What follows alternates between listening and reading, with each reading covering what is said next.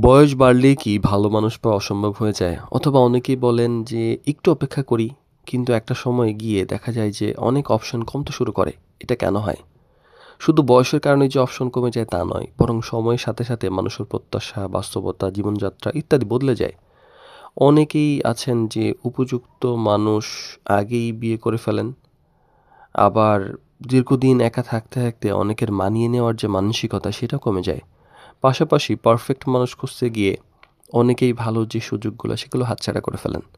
তো আমরা ম্যারেজ ক্যারিবিটির বিবাহ বিষয়ক জটিল প্রশ্ন সহজ উত্তর সিরিজের ১৯তম পর্বে আজকে কথা বলছি। বিষয়টা হলো বয়স বেশি হলে অপশন কমে যায় কেন?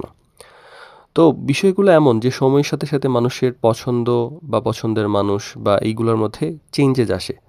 অনেক ভালো এবং উপযুক্ত মানুষ সময় মতো বিয়ে করে ফেলেন।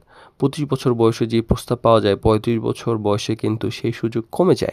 এটা খুবই স্বাভাবিক। আবার প্রত্যাশাও কিন্তু ধীরে ধীরে বেড়ে যায়। বয়স বাড়ার সাথে সাথে মানুষের কম্প্রোমাইজ করার মানসিকতা কমে যায়। চাকরি, স্ট্যাটাস, পরিবার, লোকেশন ইত্যাদি সবকিছুতে বেশি বেশি হিসাব শুরু হয়ে যায়। আর একা থাকার অভ্যাস সেটাও কিন্তু শক্ত হয়ে যায়।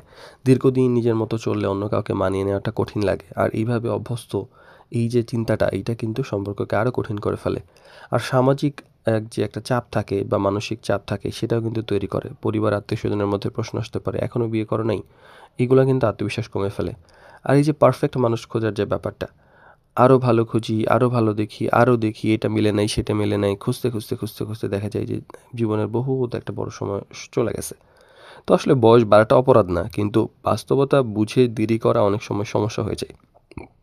এইজ এইজন্য আমাদের মনে রাখতে হবে যে বিয়ে আসলে